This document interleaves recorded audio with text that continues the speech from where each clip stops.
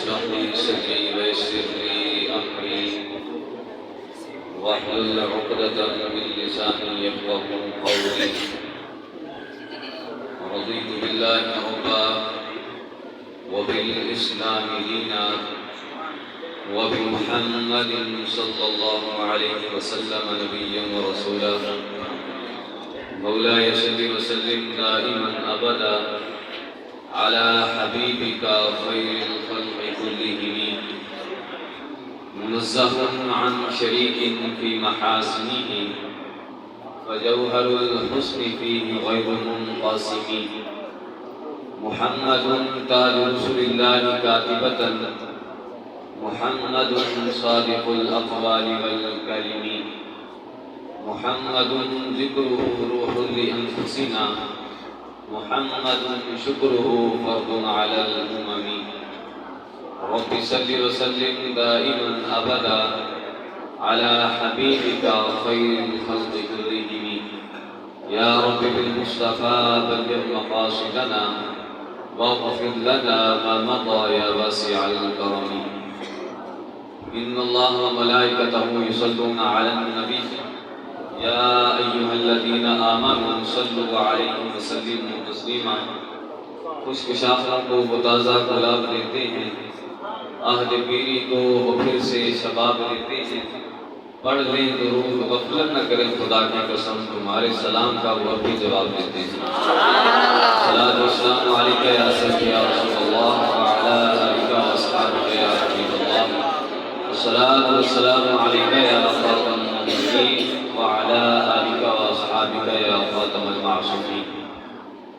اللہ جل جلالہ وعم نوالہ وعظم شانہ وعز اسمہ وجل ذکرہ کی حمد و ثنا اور حضور سرور کائنات مفخر موجودات زینت بزم کائنات قائد المرسلین حضور احمد مجتبی حضرت محمد مصطفیٰ صلی اللہ علیہ وسلم کے حضور ناز میں اپنی راتوں محبت اور عقیدتوں کا خیال پیش کرنے کے بعد دعا ہے کہ خالق ازل ہماری حاضری کو اپنی بارگاہ کے اندر قبول منظور فرمائے. رب ذوالجلال کے فضل اور توفیق سے آج ہمیں مولا روم رحمۃ اللہ علیہ بریلی کے اندر عید میلاد النبی اور میلاد خاتم المعصومین صلی اللہ علیہ وسلم کی موضوع پر یہاں پر ہمیں حاضر ہونے کی سعادت حاصل ہو رہی ہے. رب ذوالجلال سے دعا ہے کہ رب ذوالجلال محبوب دو عالم صلی اللہ علیہ وسلم کی آمد والے مہینے کے صدقے سے ہمیں ہر قسم کے اندھیروں سے دور فرمائے اور رب ذوالجلال ہم سب کو دین کا علم سیکھ کر آگے پھیلا کر خود عمل بھی کرنے کی توفیق عطا فرمائے. حضرات محترم، ٹائم تو ویسے ہے نہیں، بہت مختصر سا ٹائم ہے، تو میں چند معلومات آپ کے سامنے پیش کروں گا. اچھا جی، تو ہمارے لیے خوش قسمتی ہے کہ ہم اس محبوب کا ذکر کر رہے ہیں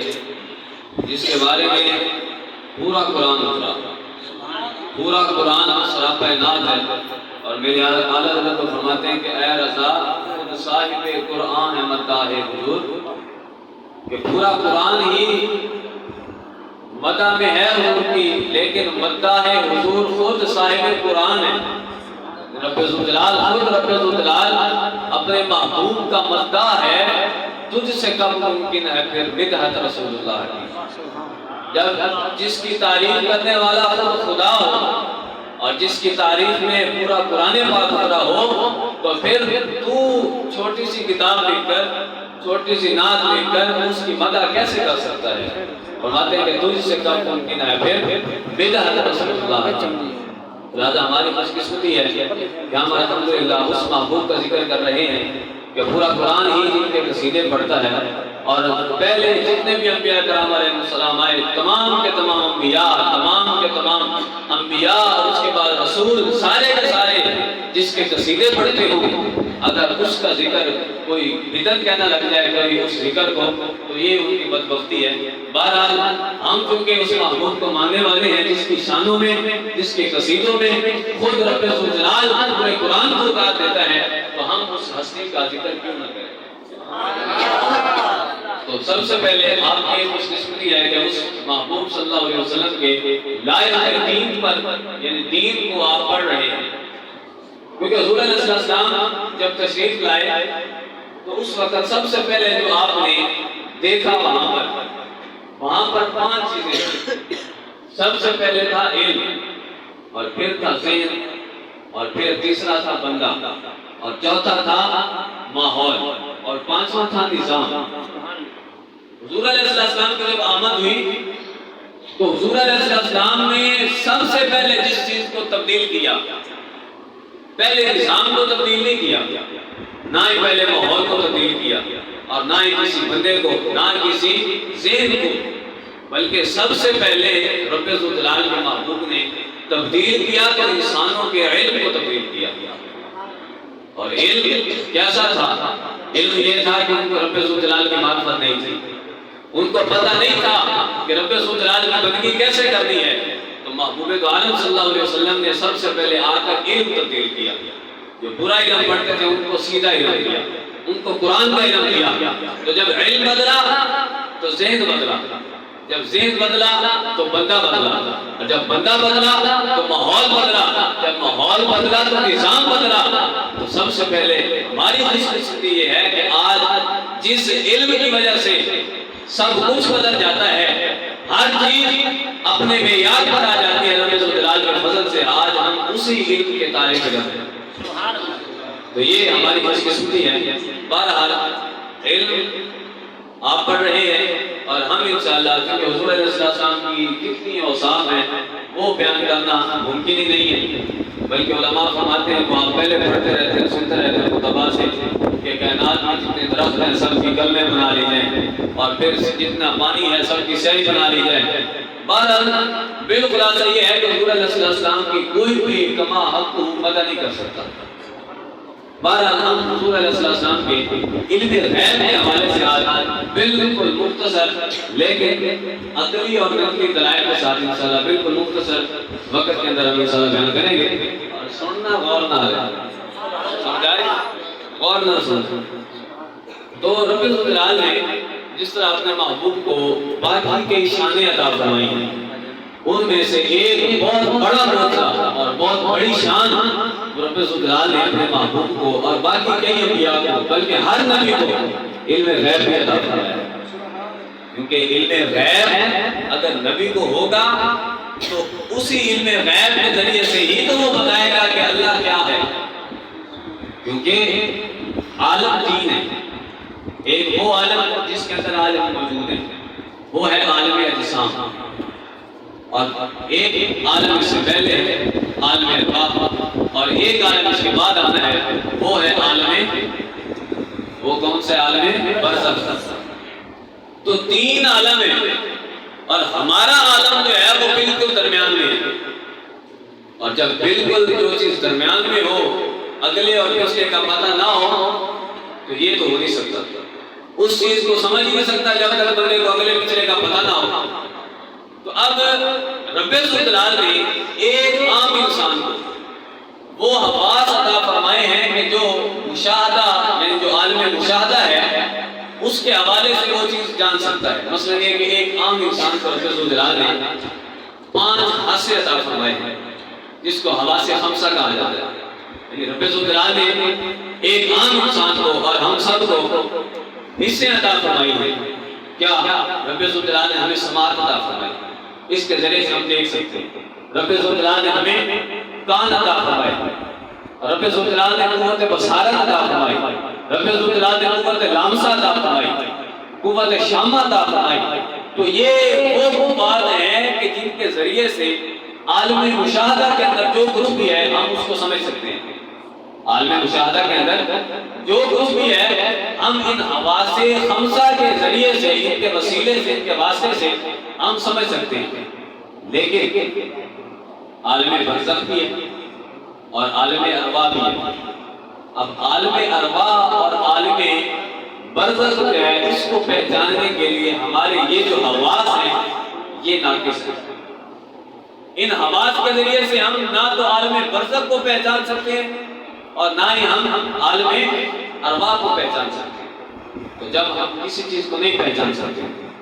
تو یہاں پر موقع بنتا ہے کہ رب ذوالجلال نے ہمیں اپنے انبیاء، ہمارے اندر سے، انسانوں میں سے انبیاء پیدا کیے، انبیاء کو بھیجا، رسولوں کو بھیجا، اور پھر ان کا کام کیا تھا کہ انہوں نے ہمیں عالم ارواح کا بھی بتایا اور عالم برزخ کا بھی بتایا. اور عالم ارواح اور عالم برزخ ان کا ادراک جو ہے یہ قوت حواس خمسہ جو ہیں ان کے ذریعے سے تو حاصل ہو نہیں سکتا. تو رب ذوالجلال نے ان اپنے مخصوص بندوں کو، اپنے برگزیدہ بندوں کو وہ قوت عطا فرمائی ہے، وہ قوت قدسیہ کہ جس کے ذریعے سے وہ عالم ارواح کو بھی جانتے ہیں اور عالم برزخ کو بھی جانتے ہیں. یہی نبی تو ہیں کہ جو زمین پر بیٹھ کر بتا سکتے ہیں کہ عرش کا جو جنت کا دروازہ ہے وہ ہل رہا ہے. یہی نبی ہیں کہ جو نیچے زمین پر بیٹھ کر ان کو پتہ ہوتا ہے کہ جنت کے اندر کیا ہو رہا ہے، آسمان کے اندر فرشتے کیا کر رہے ہیں. یہی نبی تو ہیں. بخاری شریف کے اندر حدیث پاک موجود ہے کہ حضور علیہ السلام کا ایک قبر کے پاس سے گزر ہوا اور پھر کیا دیکھا، حضور علیہ السلام نے ارشاد فرمایا کہ اس قبر کے اندر دو قبریں تھیں، دو قبروں میں دو لوگوں کو عذاب ہو رہا ہے. اور حضور علیہ السلام نے فرمایا کہ یہ وہ چیز، یعنی اس کا جو سبب ہے وہ چیز ہے کہ جس کو تم چھوٹا سا سمجھتے ہو، جو تمہارے لیے بہت ہلکا ہے. تو اب حضور علیہ السلام کو کس نے بتایا کہ قبر ہے، یعنی قبر تو صاف نظر آ رہی تھی لیکن قبر میں دو بندے اور ہیں بھی دو مرد، عذاب بھی دونوں کا ہو رہا ہے، اور سبب بھی بتایا.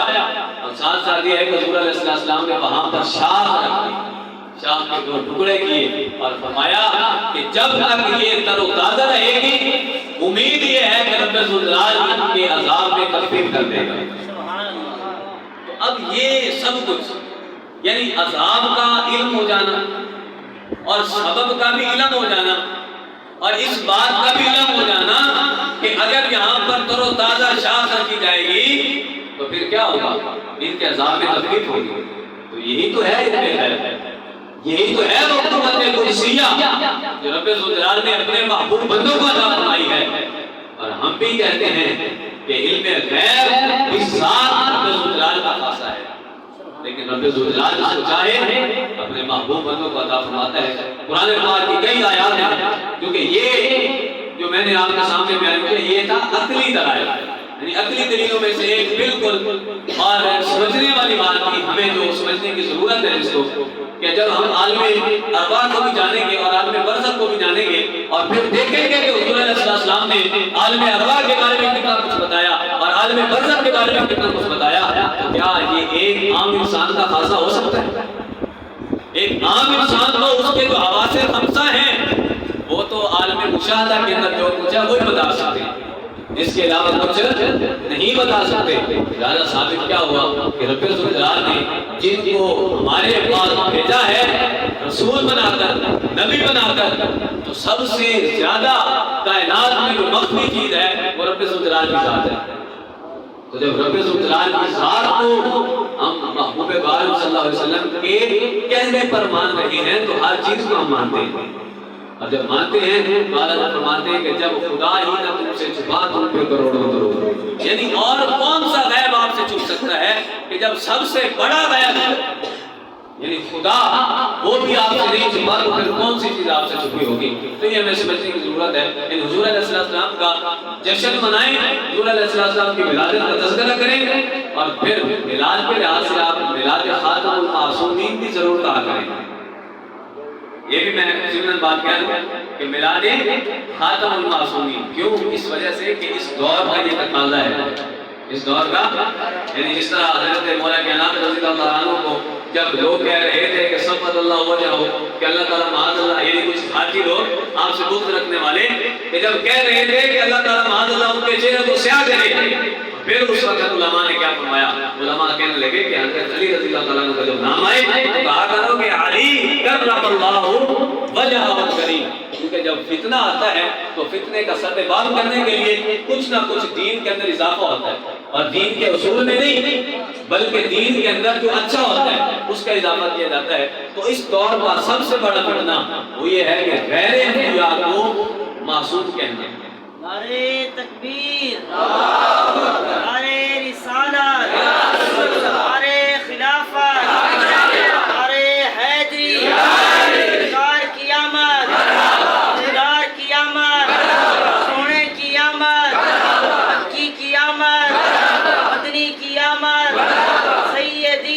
ارشدی یا نبی یا نبی غلام ہے رسول کے غلام ہے غلام یہ رسول میں موت بھی قبول ہے کون عشق مصطفیٰ وہ زندگی قبول ہے تاجدار ختم نبوت زندہ باد زندہ باد تاجدار ختم معصومیت زندہ باد زندہ باد بہرحال یہ اس دور کا سب سے بڑا فتنہ ہے، لہذا ہمیں چاہیے کہ جب ہم درود و سلام پڑھیں تو یہ بس ضرور ساتھ لگائیں کہ یا خاتم النبیین یا خاتم المعصومین، اور میلاد کے حوالے سے جلسہ عید میلاد النبی بھی اور میلاد خاتم المعصومین یہ بھی کہا کریں۔ بہرحال تو علم غیب کے حوالے سے ہمیں یہ سمجھنے کی ضرورت ہے کہ رب ذوالجلال نے اپنے بندوں کو، برگزیدہ بندوں کو علم غیب عطا فرمایا ہے۔ باقی مزید دلائل نہیں جانا چاہتا، ایک دلیل وہ سن لیں کیونکہ آپ طالب علم ہیں، عوام میں نہیں ہو رہی ہے تقریر۔ بہرحال طالب علم ہونے کے ناطے یہ آپ کے لیے ایک سبق ہوگا اور میں بھی سبق بیان کر رہا ہوں۔ تو جس طرح کے آپ یہ جانتے ہیں، یعنی شرح تعظیم سے لے کر آگے جو منزلات میں مزاحد پڑھتے ہیں، آپ تو نہیں پڑھتے ہیں، تو جو پڑھنے والے ہیں یا مزید آپ جب پڑھیں گے ان کو انشاءاللہ پڑھیں گے انشاءاللہ، تو جب وہاں پر پڑھا جاتا ہے تو وہاں پر بحث آتی ہے ہدایت ہے، اور ہدایت میں قراءت الکریم اور اصحال المطلوب، جانتے ہیں نا اس کو، اصحال المطلوب اور قراءت الکریم، باقی تو سب سمجھ لے سجے تھلے والے۔ بہرحال حضور کے علم غیب کو سمجھنا ہے تو ہمیں یہ چیز سمجھنی ضروری ہے کہ پہلے یہ ہے کہ قراءت الکریم، یا اسی طرح مزید پچھلے دنوں میں ایک سبق پڑھایا گیا ہے اطاعت کو لازم ہے عتق اور تطلیق کو لازم ہے طلاق، یعنی جب طلاق دے دی جائے گی تو طلاق باقی ہو جائے گی، جب اطاعت آئے گا تو عتق بھی ثابت ہو جائے گا۔ تو اسی طرح قراءت الکریم اور اصحال المطلوب، یعنی قراءت الکریم کو لازم ہے رویت، جب کوئی بندہ کسی کو راستہ دکھاتا ہے تو پھر کیا ہوتا ہے وہ راستہ دیکھ لیتا ہے، اس کو لازم ہی ہے۔ اور اصحال المطلوب، جب بندہ مطلوب تک پہنچا دیتا ہے، کسی کو بازو سے پکڑا اور آپ جا کر کہتے ہیں کہ یہ اڈا ہے یا یہ فلاں چیز ہے، جب آپ اس کو بتا دیتے ہیں تو یہ ہے اصحال المطلوب۔ نعرہ تکبیر، نعرہ رسالت، یا رسول اللہ، خلافت، حاضری، محمد مصطفیٰ، محمد مصطفیٰ، آل سنت۔ بہرحال یعنی قراءت الکریم کا جو لازم ہے وہ ہے رویت، اور اصحال المطلوب کو جو لازم ہے وہ ہے وصول، یعنی وہاں تک پہنچ جانا۔ تو اسی طرح رب ذوالجلال نے قرآن پاک میں یہ ارشاد فرمایا ہے وَعَلَّمَكَ مَا لَمْ تَكُنْ تَعْلَمْ، کہ اے محبوب جو کچھ بھی آپ نہیں جانتے تھے ہم نے آپ کو ہر شے کی تعلیم دے دی، ہم نے آپ کو ہر چیز سکھا دی۔ تو اب حضور علیہ السلام کے لحاظ سے دیکھا جائے گا کہ حضور کا علم غیب ہے کتنا، تو آپ اس کے حوالے سے یہ آپ سمجھیں کہ رب ذوالجلال نے فرمایا وَعَلَّمَكَ مَا لَمْ تَكُنْ تَعْلَمْ، کہ جو کچھ بھی آپ نہیں جانتے تھے۔ اب ماں یہ بھی آپ جانتے ہیں کہ ماں ان کے لیے آتا ہے، استغفار کے لیے آتا ہے، یعنی جو کچھ بھی آپ نہیں جانتے تھے کائنات میں رب ذوالجلال کی پیدا کردہ جتنی بھی چیزیں اور پیدا ہونی ہیں یا پہلے ہو چکی، تو جن چیزوں کو بھی آپ نہیں جانتے تھے رب ذوالجلال نے ان تمام چیزوں کا علم آپ کو عطا فرمایا۔ تو جب تعلیم آ گئی اور تعلیم کو لازم ہے علم، سمجھ آ رہی ہے؟ قراءت طریقے اگر سمجھ چکے ہیں، اطاعت سے اس کو سمجھ چکے ہیں، تو پھر یہ بھی سمجھیں کہ تعلیم کو لازم ہے علم۔ اور پھر کبھی کبھی یہ ہوتا ہے کہ تعلیم تو دی جاتی ہے آگے علم نہیں ہوتا، اور یہ کب ہوتا ہے جب استاد پڑھانے والا ناقص ہو یا پڑھنے والے کے اندر کوئی عیب ہو، پڑھنے والا جاہل ہو، پڑھنے والے کو کسی چیز کا پتہ نہ ہو۔ لیکن یہاں پر دیکھیں تو صحیح کہ یہاں پر پڑھانے والا معلم ہے باریک والا، کہ جس کی شان کے حوالے سے، جس کے پڑھانے کے لحاظ سے کسی چیز کا کوئی شائبہ ہی نہیں، بندہ سوچ ہی نہیں سکتا کہ اس میں کوئی نقصان آئے گا۔ اور پھر پڑھنے والے کو محبوب ہو کہ جس کے لیے رب ذوالجلال صاحب فرماتا ہے وما ينطق عن الهوى، تو پڑھنے والا بھی کامل اور پڑھانے والا بھی کامل، تو پھر وہاں پر کیسے ہو سکتا ہے کہ تعلیم دی جائے اور علم نہ آئے؟ تو یہ ہے سمجھنے کی بات۔ اور غور کرنے کی بات علماء کے لیے خاص طور پر کہ جب تعلیم یعنی اراد الطریق کا جو یعنی ملازمت ہے